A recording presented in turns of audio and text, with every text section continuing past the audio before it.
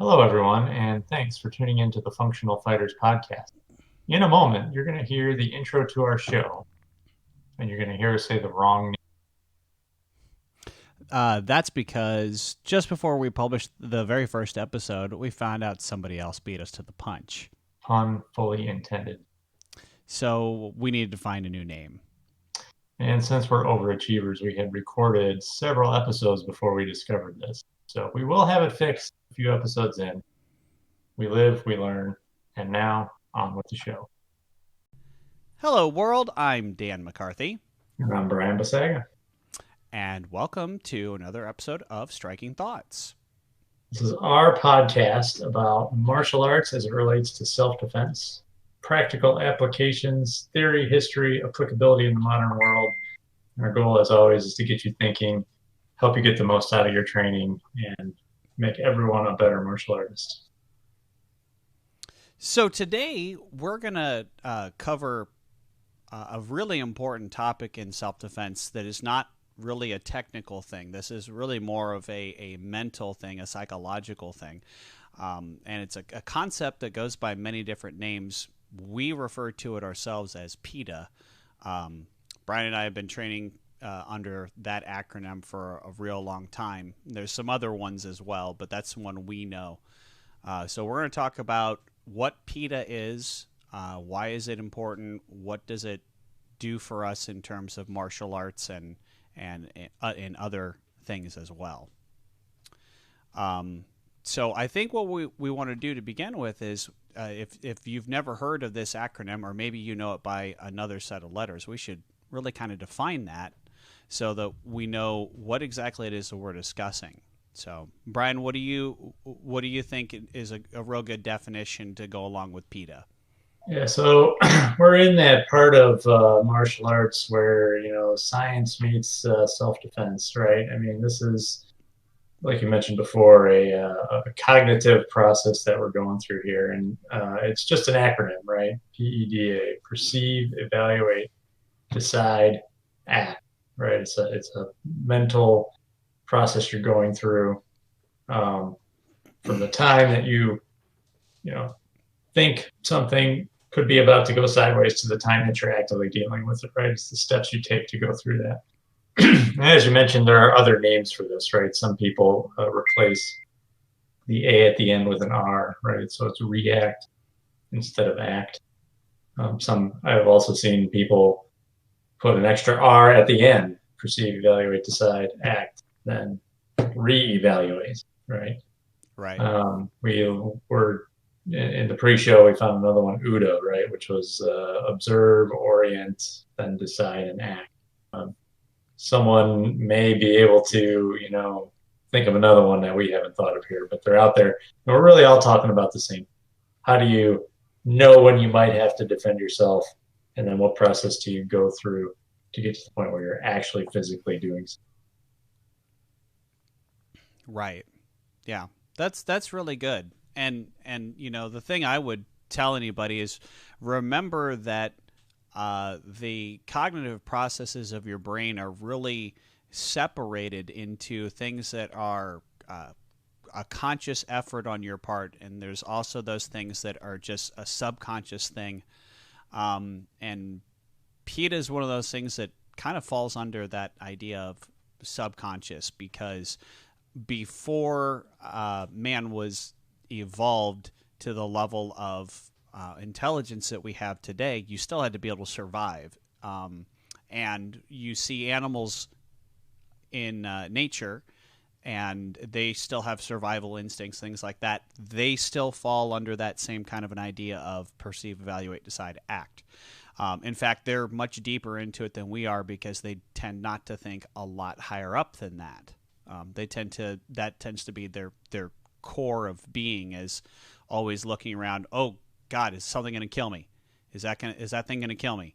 No, that's not going to kill me. That's food. Oh, I can kill it. Okay, cool, right? But they live in that constant process of living via their perception. And when you look at animals in nature, one of the first things that we notice about animals in nature is we tend to notice their perception skills. So, oh, that animal's got big ears. Well, it's got big ears because it needs to be able to hear well, or that animal's got really, really big eyes, and it has amazing ability to see things that we can't. Humanity's evolved a very complex brain in comparison to other organisms on the planet, and so our actual perceptions are fairly limited compared to a lot of other animals on the planet, but our actual processing speed and our ability to calculate things in our brain is what makes us so amazing. Yeah, and we've also done ourselves a few disservices along the line, right? Like we've designed and created a lot of distractions for ourselves that sometimes get in the way of these survival processes. Of course, inconvenient times, right? So that's what Right. we're always worried about. Um, but that's a good analogy you drew there to the animal kingdom. I mean, we forget, as humans that we are indeed animals, right? And we share a lot of the same processes that we see in our mammal counterparts further down the food chain, right? Right. Um, I was just actually listening to another podcast today about dog training. Specifically, this one was specifically talking about training dogs for like, police dogs or military dogs, like protection services type of, really highly trained animals. And one of the things the guy was really spent a lot of time talking about was just how good animals, dogs particularly, are at perception, Mm-hmm. right? Not just with their hearing and their smell and all that stuff we know about dogs, right? Dogs have great noses and big ears and all that stuff, but really their most powerful perception power is just being able to really read behavior, read body language. Their whole communication in a pack of dogs is almost 100% about body language, right? It's And physiological. we can't even see it. Like you watch a bunch of dogs together, and there's maybe some obvious behaviors you'll notice, but they're having like the equivalent of conversations like this all the time, just with Right. body language. We don't even know what's going on, right? Yeah. My dog trainer told me when I was taking my dogs through obedience training, like when your dog yawns, that actually very often is a sign of your dog's telling you it's stressed out. It's kind of a form of stress relief while at the same time giving you an indicator that man, God, this is a lot of work, you know. Okay. So that was a real clear example that stuck with me. So anytime one of my dogs will do something like that, I try to keep in mind they may not just be physically tired; they may actually be kind of mentally exhausted and are a little bit stressed out in the moment. So yeah, Yeah. So um, perception, I think, is a thing. This is what starts the cycle, right? We mhm. we we start with P, perception, and what does that really mean, right? I mean, what we're talking about in the context of our discussion today, anyway, is like I see something that makes me think twice about it, right? I see Yeah, something maybe wrong, maybe out of place that I'm thinking is potentially a threat. That is the first step. If I don't see it coming, I can't do anything about it, right? It's like the old question. If you're a martial arts instructor long enough, someone will ask you, like, how do you defend against a sucker punch, right? I'm glad you said it. Yes, and the answer is, well, if you don't see it coming, there's nothing you can do, right? Yep, yep. Um, even under the best of circumstances, I mean, combat is chaos, right? Even if you do see it coming, you might not get there in time, right? But at least you had a chance. Well, if you never even saw it coming, you've got no chance. Hmm. So I think it would be good to talk about, the skill of perception and do we really develop, how do we develop perception? How do we develop this to give ourselves a competitive edge out there in the real world, right? What Right. kind of things do we need to be able to perceive in order for our hard-earned self-defense skills to be able to be put into action? Yeah. Well, the thing is, and most people don't necessarily think like this, but you are aware of some core senses that you have as a person. We all talk about the five senses as we're growing up. You learn that kind of in basic elementary school. But what nobody tells you is that you actually have more than five senses. You've got several. I couldn't begin to list off what they all are because that's not exactly a specialty of mine. But I can give a couple of examples of beyond your five, some very clear ones that, because you got to keep in mind what a sense is. A sense is ability for you to, guess what, perceive something, and for it to be able to be interpreted by your brain. So beyond your standard five senses, you have a sense of balance. You also have a sense of temperature. You have a sense of pressure. And there's something that we call in physical fitness and exercise science, we have a sense we call proprioception, which is a very important one. And that's like the sense of self. It's that ability to know where you are and what position you are. Just like if you're in an airplane and you're piloting the plane, you know, they've got the artificial horizon there to help keep the pilot knowing where they are, what direction they're facing, and things like that.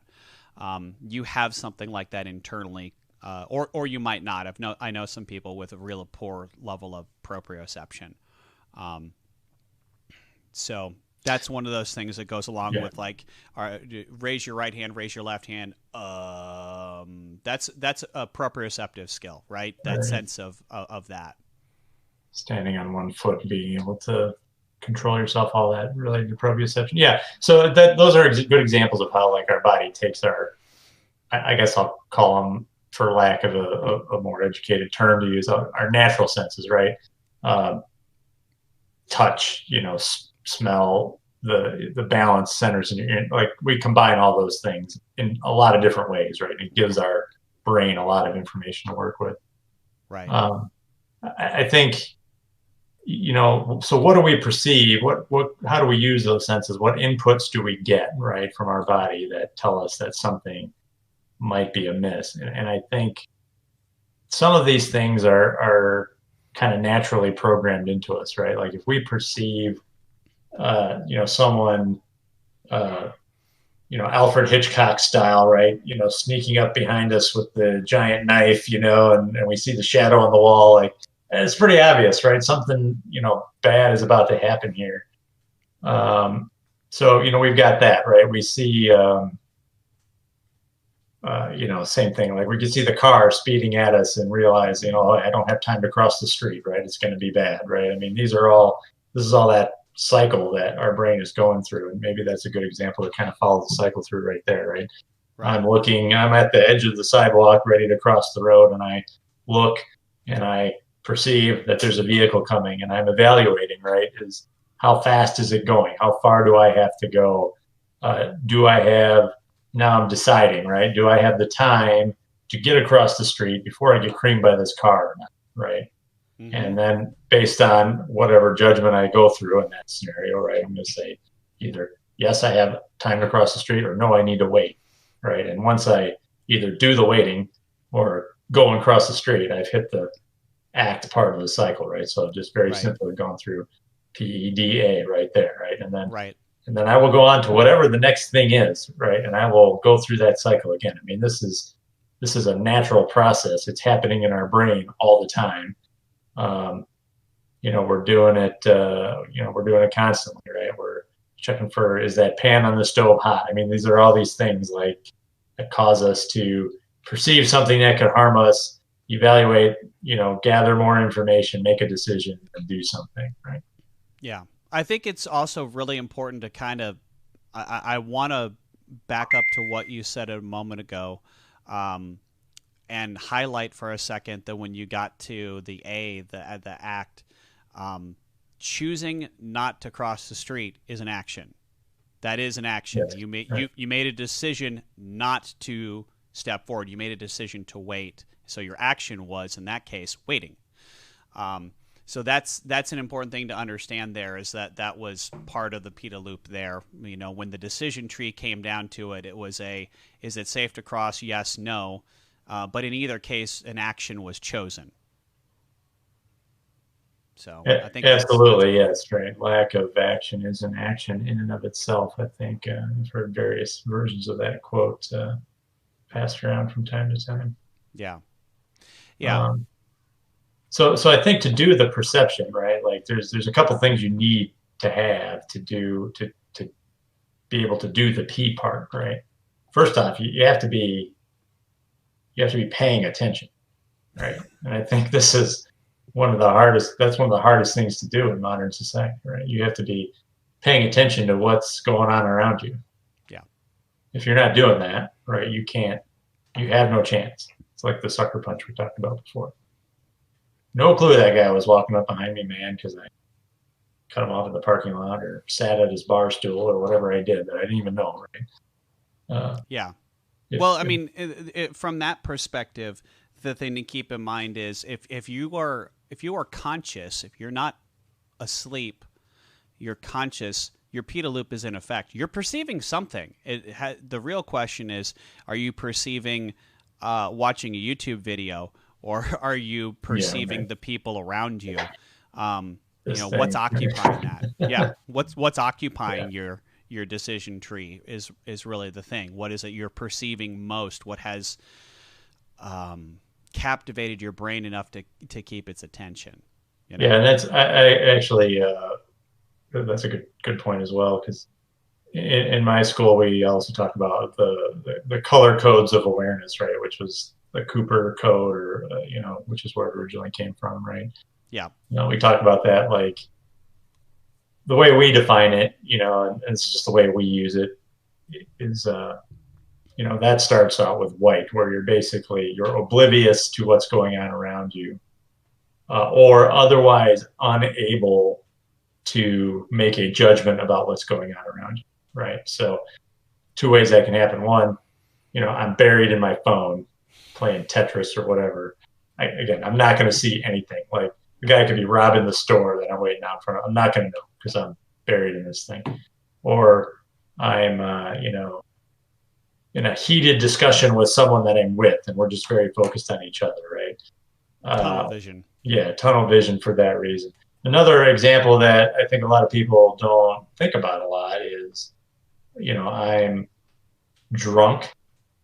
I'm on some kind of medication that makes me drowsy, drugs, whatever. Like people in that state, I guess sleeping is another one. You really don't do much perceiving when you're asleep, although there is, some things will wake you up, right? But some people are hard sleepers, some people are light sleepers. That counts as well. So those are the times like when you just can't. Your Peta loop is not going to be working, right? Yeah. At least Um, not working well enough. right, exactly. You can't count on it to save you.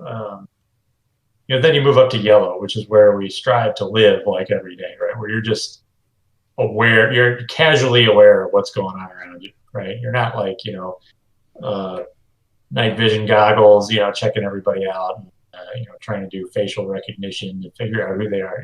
That's not what we're talking about, right? Not spy stuff. You're people watching. You're what's going on around me. Where are the cars going? Where are the people going? What's everybody doing? That's really where you're at. And then, if you follow the color cycle up, when you see something that looks threatening, you move up, right? You start to scrutinize it a little more. You start to look a little harder, look a little deeper, and you can just move up that scale until again you're in some kind of action mode, right? Yeah. So you have to be, to kind of the two concepts, the Cooper code and the Peta cycle, they're very highly related. They're not exactly the same, but they're very highly related. You have to be aware of what's going on around you to be Um, able to execute that cycle. I think a really cool thing that I've observed in the real world in terms of this, from a self defense standpoint, not because we can draw analogies that make it very clear what it is we're talking about, but discussing this from a self defense point is, of course, where we want to really focus. And if you spend any time in a self defense circle, there is the invariable inevitability that when you end up in a position where you're going out for drinks with your self-defense buddies, you're going out to dinner with them or whatever, everybody I know who actually practices martial arts for the purpose of self-defense, not for fitness, not for competition, but because the self-defense is their driver. And they might be military, they might be law enforcement, security, they might just be a civilian who really is forward thinking about their own personal protection.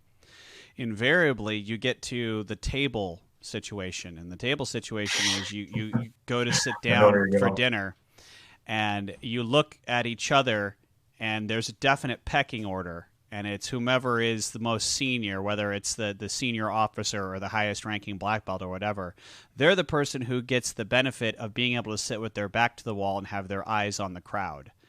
And that is a very decisive thing that happens. Is the person who has paid their dues the most and has the most practice is the person who's watching the group's back.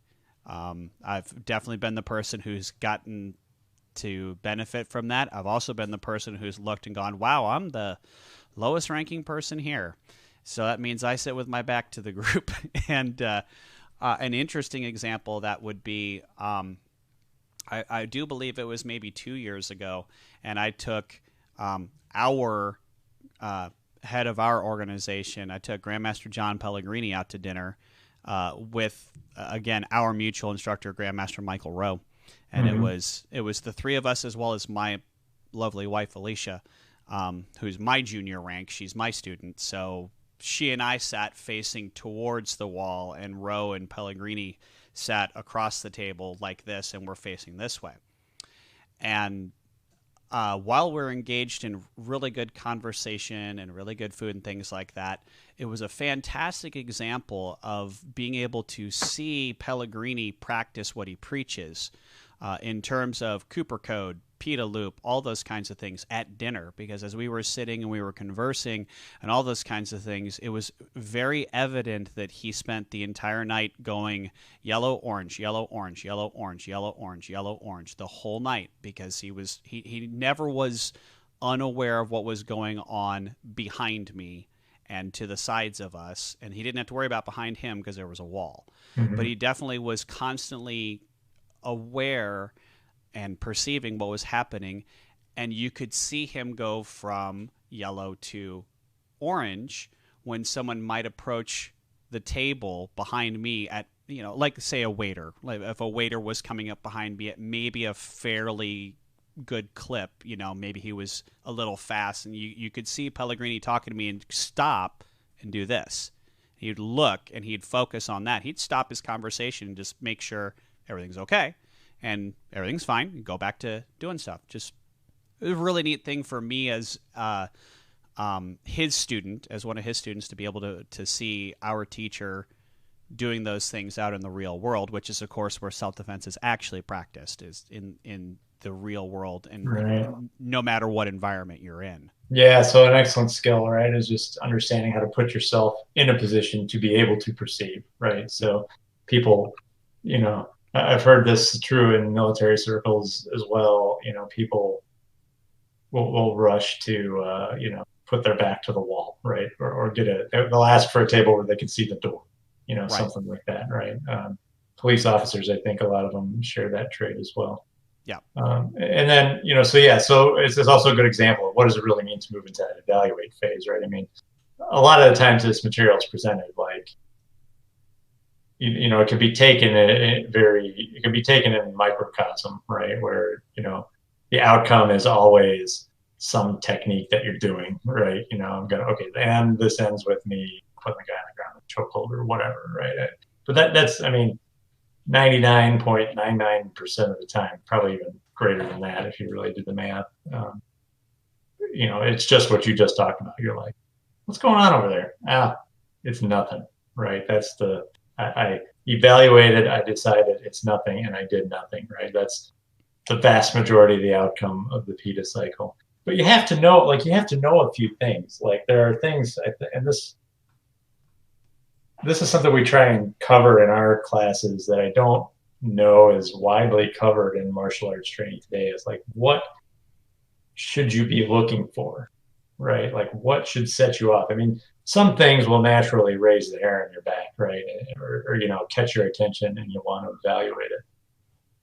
But some things are not as obvious, and I think it's good to spend some time training. Like we talk about, I even just think back to my first, I guess, well, really technically my second job, was during college time. I worked at a big blue electronics retailer, theft was certainly a big thing there, right? So they would always, in the new employee orientation, they would say, well, we have the security guys, but everyone's job here is really security, right? And here's things you should look for, right? And what they were doing was just teaching you, like they were educating you how to do the E part of this cycle, right? I mean, you're always supposed to be looking around. Is there a customer I can help or something I could do? So you're already, supposed to be doing that. Now the evaluate part is like, okay, why is it July 15th and it's 105 degrees outside and this guy has a trench coat? Mm-hmm. Right. Why every time I look at that guy, does he look away from me? Right. I mean, they were obviously keyed into, who's going to try and steal something, right? Yeah. That was back in the day. People still bought like CDs and stuff like that were easy to, slip in your waistband or something or a pocket. Yeah. And just that, I didn't really, at the time, I didn't really think too much about it. But, years later, now with a lot of martial arts experience, looking back on that, it's like, that was, really based on, the sociology of people and their behavior patterns, right? Yeah. And it helps you to learn those things, to be able to effectively do the evaluation. Another great one that I've heard, just kind of more recently in my training is like, look for, the hardest thing to do is to look natural. You hear it in movies all the time, like they're about to pull off the heist and the guy's like, just look natural. You cannot try. Yeah, exactly. There you go. Star Wars reference. I love this. You can't. Like the harder you try, the less natural it looks, right? Right. And if you're a trained observer, you can see that, right? That is very much in line with the whole process of when you tell somebody not to think, right? That's not that's an oxymoron. Hey, don't think about that. Well, now I'm thinking about it. That's right, exactly. So, we talk a lot. Like I've spent some time, and we've even done like part of our classes. We've done like video reviews, and I can think of another great example. Actually, I love to watch these shows like Cops and PD Cam and Live PD when it was still on, all that stuff. Just, I guess I can't really say why. I love them, and there was one episode I saw. It was a point of view. It was like taken from the body camera of the police officer. He's like, this guy had just robbed some kind of gas station or something like that, and he's over there like taking the report from the people, and they see the guy like just like a half a block away, right? And so the cop like walks over there and is like, hey buddy, what's going on? They're saying you didn't you took something that wasn't yours or whatever, and the guy is like, it's like winter time, it's or fall time or something like that. Everybody's wearing jackets, the guy's got his hands in his pockets and he's walking away from the police officer. And the cop's like, hey, I'm telling you to stop. He's like trying to engage him verbally. Eventually the guy like looks back at him and keeps walking forward. He's looking at the cop and he's walking forward, but he will not answer, right? He's not saying any words. He's just staring. And I'm on the edge of my chair because I'm going like, this is asocial behavior, right? Yeah. And we'll define that in a minute. Like something terrible is about to happen here, right? And the cop, I'm like at this point, like a few seconds into this, I'm yelling at my wife. I'm like, he needs to have his gun out. Like, and we would have been able to see it, right? Because he's got a body cam. Like he needs to be like drawn down on this guy. This is gonna go bad. And sure enough, like a split second later, a gun comes out of the pocket. He shoots the cop like 4 times. Now, luckily, this police officer, he survived, right? But just understanding, like people who don't understand, you could get in that loop, right? Of, why is this jerk not talking to me, right? It's like, but what you don't know is that it's because he's going through his own mental process there of like, how am I going to get the drop on this guy? That's what the criminal was thinking in this case, right? Like, what's my timing? How am I going to get the drop on this guy? How am I going to shoot this guy before he shoots me? And that takes a lot of mental energy, actually, right? And it doesn't always have to be that serious either. You know, it could be you're going through that same mental process. If you think you're going to knock the guy down and steal his wallet or rip the purse off a woman or something, you're really focused to the point where your brain just doesn't have the capacity to talk at the same time, right? That's why we call it asocial behavior. We really worry about, we also train the other aspect of asocial behavior. Somebody's mad, right? And they're yelling at you, or they're like, go the F away. I don't want to talk to you or whatever. That's antisocial behavior. And that's fine, right? People can be angry, but as long as there's some communication happening, it's usually a sign that, you know, violence isn't imminent. It's when the communication like that stops, right? So Yeah, again, when they refuse to actually be a part of the conversation, they don't want anything to do with you that's going to be any good. right, exactly. So they're, you know, that's why like understanding stuff like that, developing those skills to know like what to look for and how to effectively evaluate the situation. I think that's really an integral part of any kind of self-defense martial arts training program. Yeah. Well, And Brian, if you really replay in your mind the last like 3 minutes that you had there, it's very clear why you like these shows. It's the same reason why people love to watch football who played high school football. Your brain exists in the headspace that law enforcement does and things like that, even though you're not an officer. So you see those situations and your brain goes, oh, this is what I think is happening. And you get kind of giddy because it is in fact a challenge to your self-defense brain. So you want to see yeah, what happens. You know, obviously you don't want anything bad to happen to anybody, but you yourself are enjoying the challenge of figuring out your own. Quite honestly, is your own Peter Loop going to live up to what is about to happen on TV? And then you have that aha moment of I was right. And then there's those moments when we watch those and things don't go the way that we anticipate, and we go, "What did I miss? What can I learn from this?" And I think that's the reason why you love shows like that. I love shows like that. You know, and so a good thing for people to kind of be aware of when it comes to stuff like this and how it relates to what we talk about in self-defense with martial arts, all that kind of stuff is training. I'm going to go back to the situation that Brian brought up with this asocial behavior and this officer getting shot. There is obviously a huge controversy that is playing out, and I'm not going to step on either side of that line because I don't really want to tread that. But there is a lot of controversy that is going on in our country nowadays in terms of what's going on with police and the way that they are acting or reacting to citizens and things like that. I don't want to give my opinion either way on that. The only thing I would speak to is the simple fact that your ability to actually implement your PETA loop is directly related to how trained you are. And as an example, I'm going to use the old analogy that everybody in the world uses when they talk about some skill and how easy it is. And it's just like riding a bicycle. And I'm here to tell you, riding a bicycle is not like riding a bicycle if you haven't done it in 10 years. Okay? I grew up as a kid who rode my bike all over Omaha. All over Omaha, I rode my bike. Loved riding my bike. I didn't actually own a car until a month before my 18th birthday. So throughout high school, I rode my bike everywhere, you know. And then I didn't own a bicycle again until about 4 years ago. So 38, 39 years old, somewhere around there, I bought a bicycle for fitness because I remembered how much I loved riding a bike as a kid.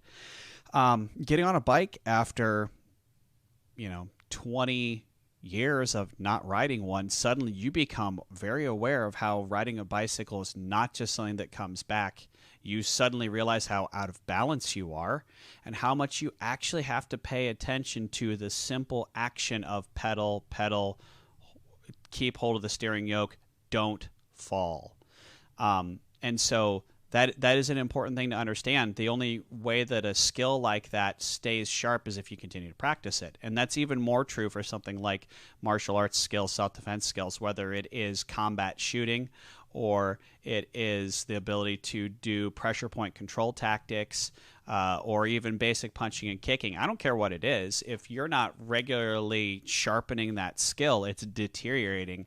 And one thing everybody should be aware of is people tend to think that they're either getting better, getting worse, or they're plateaued. And I'm going to tell you right now, if you believe you've plateaued in a skill, you're lying to yourself, and that's your ego trying to soften the blow, because it doesn't want to know it's getting worse. Okay, that is a very true thing. You're either getting better or you're getting worse in some level of increment, but there's no such thing as a plateau. If you continue to work at your skills, your gains might be very minute. They might be very, very minuscule in nature. And there's going to be a certain point in time as you get older that continuing to practice doesn't become about improvement. It becomes about mitigation of loss of skill, right? You stop being the super athlete. Michael Jordan is easily one of the most amazing athletes who has ever walked the face of the earth at any point in time. But Michael Jordan now is not who Michael Jordan was 25 years ago. There's some physiological that's things for sure. Can't help but deteriorate with age because their bodies deteriorate with age. Yeah, and there's nothing that can be done about that except if Michael Jordan was to go and play basketball against me, he'd absolutely smoke me, of course. And it doesn't matter if it was 19-year-old Michael Jordan or if it's 52-year-old Michael Jordan. Both those Michael Jordans would smoke me in basketball, right. But if Michael Jordan at 52 played Michael Jordan at 25, you'd see this young buck probably really cream this guy. And that might be an unfair statement to say cream him, but yeah, I think a more accurate example might be, if they had an NBA skills challenge, you'd see something different, right? Because 25-year-old Michael Jordan is going to be able to jump higher and run faster than 52-year-old Michael Jordan, even if 52-year-old Michael Jordan continued his same training regimen for all the intervening. Right. I think in martial arts it's a little different because there are skills. Some martial arts are heavily related on physical skills, right? The punching, kicking arts. Certainly your level of prowess is related to how fast you are and how strong you are. And both of those things will deteriorate as you age, right? You can mitigate that somewhat by being smarter about the tactics that you employ. Right. Your decision-making can get better. Your level of experience to recognize angles of attack and different things like that can get better, and that can mitigate. So your game can change, right? Yes. Going back to the basketball example, and that can help prolong your proficiency just by being better at a different aspect of the game. But you're right; it changes over time. I've had to go through that myself. I mean, when I was a young man in martial arts, my whole game was speed. Everything I did was speed. I was faster than. Not everybody, but I was faster than most of the people that I trained with in terms of my actual skill. Now, I'm a slow learner, actually. So when I start learning things, I go very, very, very slow, usually, to be able to develop a proficiency in a skill. But when I have a skill, my execution was just off the charts. And of course, I'm approaching 43 now, and I'm not as fast as I was at 23. So that's had to change my game quite a bit. And a lot of it has been that ability to perceive things and that ability to rely on my experience. So that's kind of the fun thing about this, to understand why PETA relates so much to the importance of the martial arts. And I'll go back to my bike riding analogy. So when I was a kid, I could pop wheelies and I could jump my bike and all that kind of stuff. I had those kind of skills, which means that my brain didn't have to think about riding the bicycle. I mean, not in a conscious way. I didn't have to work on the skill of riding a bicycle because you have I'm going to talk another psychological concept here, and it's the developmental of skill, right? So you have skills that start off as unconsciously incompetent, which means that you don't know how to do the skill, and you're unaware of the fact that you don't know how to do the skill. Right? Okay, You don't know what you don't know. You're completely, yeah, you're oblivious you're to not in it. the field, so to speak, right? Yeah. So that's the first level of skill development, is unconsciously incompetent, which can very quickly go to stage 2, which is consciously incompetent. That ability to be aware of what the skill is and to realize you don't have any skills at it at all. You suck at Mhm. it.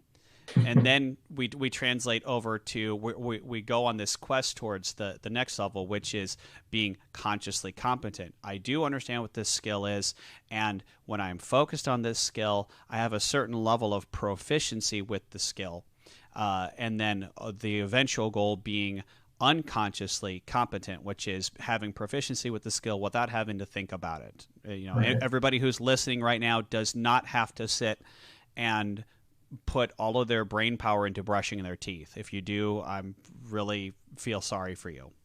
But as a martial artist, we're trying to get our punches and our kicks to be like other people brushing their teeth. That's the goal on the Yes, that's technical side. And the truth is, if you don't really work towards at least stage 3, stage 4, 3 to 4 is very difficult. Of any skill, by the way, that is a yeah. fine motor skill. Anything that is a fine motor skill and a complex skill, it's very hard to go from stage 3 to stage 4. That's the 10,000 repetitions a lot of people say, right? You got to do something Yeah, 10,000 times to be proficient at it. That's really what they're saying, is to get it to that fourth level of capability. exactly. So when we're doing those things, we're trying to develop such a level of skill that our brain can be free to work on the PITA loop.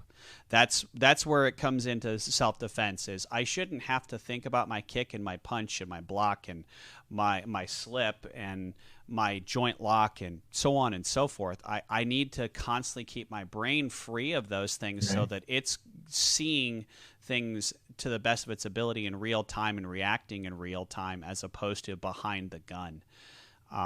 That comes Yeah. from that ability. Even ultimately, you want to be so, so our listeners, hopefully some of them will go out, and the next time they go to the mall or the grocery store or whatever, they'll be thinking about this cycle, right? They'll be looking at, the guy at the produce stand and, evaluating whether he's looks like he's trouble or not, right? And then they might move on to the next guy, like that's what you want, right? You want to be thinking about it, and you want to work your way through the steps and understand. And when you do that enough times, right? You do that 10,000 times. I throw that number out there because it's a popular number, right? Even the PITA loop will exist in your unconscious decision making process, right?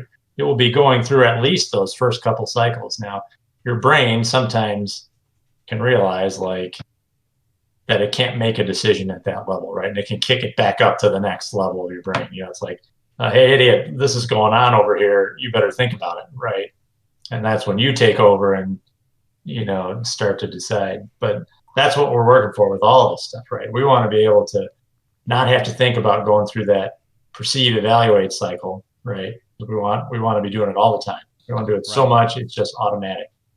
And then when we get to the action part, that's where our classroom training comes in, right?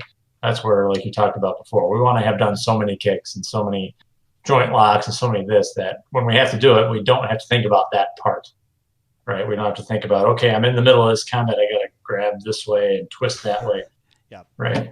That's better than not doing anything, right? But it's not where we want to end, right? We want to get all of that to be, I guess someone, maybe the best example of how we want it to go down is like, I noticed this guy coming up. I saw that, he was balling up his fist, and and then he was going to throw a punch at me. And the next thing I remember is, I had him pinned to the ground, right? Because what that means is that, you played back in your mind that you went through that PITA cycle and you reacted all without having to think about it. Right. Well, so one of the things that's very interesting about there's a lot of debate when you listen to different martial arts. They talk about what should you emphasize in training in terms of technique. And one thing I'm sure we've both had discussions with other martial artists, at least I know I have in the past, is when it comes to wrist grabs, right? So styles like Aikido, Aikido Jiu-Jitsu, Hapkido, they do a lot of elementary training where you get grabbed by the wrist. And for a lot of people, including myself at some point in time in my training, it's like, why do we do this? Nobody ever grabs you by the wrist. This is not likely. Well, I actually now at this point in time in my experience can explain that very easily to anybody who doesn't understand it. And I can, first off, self-defense is actually not one size fits all. So when you say people don't do that, that's an unfair assumption. That's absolutely wrong too. Yeah. They don't do it to you. Okay. Or they haven't yet, but that doesn't mean that it doesn't happen to other people. So you have to keep that in mind. Number one. Number two,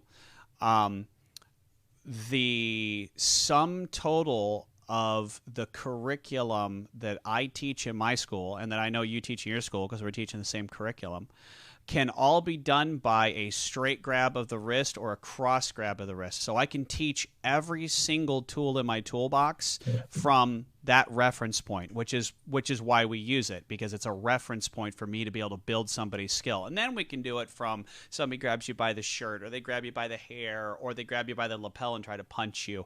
But I have a common bridge here, a common reference point to be able to share all of those skills, and then we can build off of those. And then the other thing to understand is, and I actually was working this into my classroom last night. Of course, since this was on my mind for tonight's podcast, I've been thinking about it for a few days, and I did this with my students last night, which was off of the wrist grab. The reality of a wrist grab is not really an attack until it's accompanied with something else. If somebody just grabs you by the wrist, that's not an attack. It's just a position, I would say, because if it's not coupled with some sort of an energy, there's no actual threat there. And so what I was showing my students last night was based on the simple idea of, from the wrist grab, having the person who was doing the grab push or pull. Either we went this way or this way or this way or this way, just those four simple motions, and the students were working on the ability to react to that. And that's a direct example of how PETA plays into martial arts, because they are perceiving a specific kind of pressure and energetic response from the bad guy. So if I have, as an example, 20 different techniques from a same side wrist grab, if I have that to deal with from a neutral grab, they are all there, but they're also, none of them are there at the same time. I have the potential to use all of them, but because there's no actual attack, nothing's going to happen. However, the second this guy pulls me like this, he automatically nullifies many of those choices. If I actually know my martial art very well, then I should understand that in that context, some of the techniques that I do have are already off the table because they're not good choices anymore. And so it leaves me with from a decision-making tree, that's a good thing, because I don't have 20 techniques to choose from anymore. That already was taken off the table. And now maybe I only have 8 techniques to choose from. And because of some other situation in there, my decision will get halved and I'll have actually 4 to choose from. And because of, a good example of that is, this person is taller than I am. Well, that would automatically, I would know that, and it would automatically cut out some of my choices naturally, because in my practice, I know that certain techniques I prefer to do to somebody shorter than me, and some I prefer to do against somebody taller than me. And then other things that would eliminate it are simple skills of my own. There's some techniques that I'm just not that good at, even though I'm a martial arts instructor by trade. I have my favorite techniques, and I have my techniques that I don't like. I teach every technique equally, but not all of them are constantly going to be something I would look to use in an actual self-defense situation. So those won't even be ones I consider. Yeah, sure. Not a go-to for you. Yeah, and that's exactly right. So you're touching on something we kind of talked about a previous episode, right? That's the technique, right, is has to be learned in stages as well, right? And it's no good if it's not learned. We have to learn the technical competence in a given technique, and there are ways to train that, right? But that's not enough. That's not No. going to get you to making a good decision when you're going through this evaluation cycle here, right? There has to be a context put with that technique, and we have to train that context enough that we can, like you said, quickly recognize, make some snap decisions in the unconscious part of our brain, right? And then, come out with a good decision at the end there. Because you're not pulling that list of 20 techniques out of your pocket when the guy grabs your arm, right? You're like, hey, wait a minute, let me. Okay, no, yeah, I got this, right? Yeah, it just, obviously it's funny to joke around about it, but it really doesn't work that way. So yeah, so your training has to bridge that gap, right? Your instructor has to find a way to teach you how to do the technique and then teach you how to recognize when the technique is appropriate. Right. And there are multiple ways to do that. Yeah. We could probably dive into that in more detail another time. Well, here's the thing. I guarantee that if somebody who was listening to this podcast, if you pulled a Pink Panther, and I'm really dating myself now. If you pulled a Pink Panther and were lying in wait to attack myself or Brian, and you leapt out at us in a moment of surprise and did an attack, you can be sure that Brian would respond, and you can be sure that I would respond. What you cannot guarantee is that even though the two of us are trained by the same teacher and we are trained in the same art, that we would respond the same way, even if you attacked us the same way. That's actually very unlikely. That's very unlikely that we would respond exactly the same way, even though we're dealing with basically the same ingredients. Yeah, I heard, another instructor. This was on a instructional video I watched about. It was actually about self-defense shooting type stuff, right? And the guy there was some drill. I can't even remember what it was. It seemed kind of ridiculous. It's like you're going to do this and then reload and then do that and then do something. You're like, someone literally asked in the class, like, can you describe for me, like, when I would actually, like, what would I actually, why would I ever actually do this? And the instructor's response, I think, was like, he was very poignant. He basically said, listen, I can almost guarantee you will never do exactly this. He's like, but the problem I have as an instructor is I don't know what situation you're exactly going to be put in when you get out there, right? If I did, we would just train that the whole time you're here. And I know I could guarantee you'd be 100% successful when you hit that situation in real life. But if you hit another situation, I could probably also guarantee you wouldn't be successful at all, right? So what I have to do is stress you out and train you enough different ways in here that you will have something that will work no matter what you find when you get out there, right? And so if you can do this crazy drill, then you'll have these, skills well enough that you'll be able to employ them in whatever alternate situation that you find yourself in. And really that's true across all these martial arts, right? Like I tell my students constantly, like, you have to be able to put this together, on the fly, right? Like you have to be able to see this coming, do something, reevaluate your position, do something else, and get out of there, right? And so,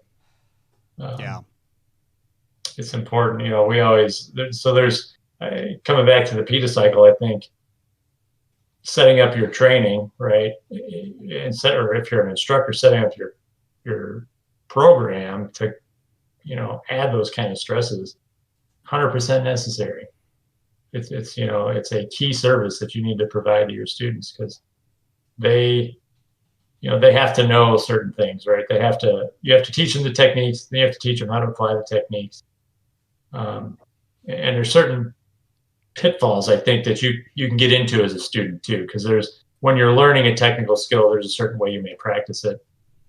You may get to a point, realize you did it wrong, stop, and then go back and do it again, right? And that'll get you killed in the street. So, right.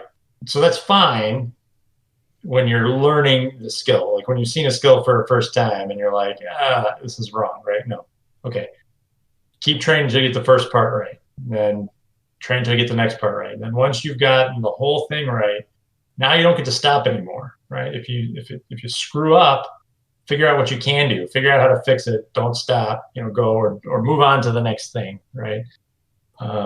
That that keeps that cycle intact, right? Because otherwise you're breaking this PETA cycle at some point in the middle, and you will do it. Like yeah, people think, well, I know out there I'd be so afraid I'd be doing stuff. No, that's not. No, you will do exactly what you do in the classroom. Yep. Right. Yep. You will do exactly what it's called. You don't rise to the occasion. You default to your level of training. Right. Yes. Yeah, and a good thing to dovetail on that is one of the things I try to tell my students is you need to always do your best to bring your A game to the classroom, because the classroom is the perfect set of variables. You know all the conditions of the classroom, you know all the variables, they're all planned out for you, but the street will never be that way. So if you're an A student in the classroom, you can guarantee that in the real world, your performance is going to be a C. And that doesn't mean you suck. It means that there is an entire level of things that are going on that have nothing to do with the training environment you were in. You trained on a nice mat in a well air-conditioned studio where everybody liked each other and showed respect to each other and showed up on time to be good partners to each other and all that kind of stuff. And everybody was there for the same reason. And then you're going to be put in a situation that is dark and it's rainy and it is on asphalt that is slippery, and you don't want to be there because it's the real thing. Somebody's actually seriously threatening you, so of course you don't want to be there. And this person actually has the intent, the motive, means, and opportunity to hurt you for real, and they're going to carry that out if you don't stop them. Right, exactly. So the street will never be like the training hall, and so your performance will never be like it is in the training hall. And the trap that students get into in the training hall is not being comfortable with things being just adequate. They get to that point of, well, that wasn't very good, I got to stop right now. And that will get you killed. You have to learn how to, on the fly, restart that PETA loop. That didn't work. Okay, fine, it didn't work. So what do I have? That's where that whole perceive and evaluate is. My position that I had did not work. Well, what am I left with? And make a decision from there. I decided I was going to do an arm bar. I now perceive that is not working. I need to evaluate what I'm going to do next, then decide what that is, and then do it again, right? And if that doesn't work, guess what I'm going to do? I'm going to perceive that didn't work and go through that cycle again. I can't stop until the fight is over. Another going back to the basketball example, I'll say, Steph Curry is like one of the most prolific 3-point shooters in the NBA, right? He makes typically, just over 50% of his attempts taken, which is that's amazing, absurdly high, right? One thing a lot of people don't know is, like, in the gym, like when he's practicing just by himself shooting 3-point baskets for practice, he'll make like 88 or 90 out of 100 in practice. Right. He's got to be that good. He's got to be that good in practice to make half in the real world, right? In his real world, which is the actual game, right? So keep that in mind. Martial arts is going to be the same. Like, you have to, everything is going to be stacked against you. Everything's going to be harder. And that just means that you have to be prepared to, follow through, right? Because your chances of getting one hit wonder, first shot, I don't want to struggle to use the term one shot, one kill, because hopefully we're not killing anybody, but your opportunity to get it right on the very first try is probably pretty low. Yeah. Well, you just made me think of another topic that we could cover here in the future too, Brian, which is what's appropriate pressure testing in the classroom that an instructor can put a student through to make sure that the challenge level of the environment Mm-hmm. is appropriate to the student in question. Because as an instructor, we do have to make sure that we are giving an appropriate challenge. Because if you the student are succeeding all the time in the classroom, it's too easy, and probably is not going to help you in the real world. And if you're never succeeding, then the challenge is too great. You're not going to learn anything. And actually, there's a huge chance that you or one of your training partners or both will get hurt. Yeah, absolutely. There's a lot of psychology out there about like at what level of stress do you actually perform your best, right? And that's not just in martial arts, but in Life. business and life in general, right? Certainly, um, it is not at a minimum stress condition, right? So you need to develop a good sense for, yeah, when is it the right level of stress? When do I need more? When do I need less? Yeah. Yeah. Well, man, that was a really good topic. I think that bore a lot of fruit for everybody. I'm hoping that you enjoyed the podcast and have a new way of kind of looking at your decision making cycle, because it just so happens to be that we talked about a psychological principle that it is inherent to being a living organism, and we just looked at it through the lens of the martial arts. Absolutely. I think, in terms of, martial artists who are listening to the show, we know we spend a lot of time practicing the A, right? So think about how much education and practice you're getting on the other three parts of this cycle, right? And there are ways to educate yourself on this too, right? Like I said, just watching cop shows or video shows like that, and just seeing what actual scenarios look like and learning those behaviors, or in my case, like even just working at a retail place and getting some education there, even though at the time I didn't really know it. But the information is out there. Certainly you can be educated, and instructors listening, certainly think about this and how you can incorporate more into your training for your students as well. With that, I think we're going to wrap it up. And thank everyone again for listening, watching, signing in today. We really appreciate it. We also really appreciate those likes and comments and everything on whatever platform you're listening to this on. Give us a thumbs up, a comment, a like, a subscribe, anything like that, just to help awareness of our show and help us get this out to a bigger audience. Questions, topics you want to hear us cover in the future, send us a message, leave us a note. We'll be happy to put them in the list. And we will see you next time when we are going to discuss martial arts role models and do we need another Bruce Lee? Thanks so much, you guys. Take care.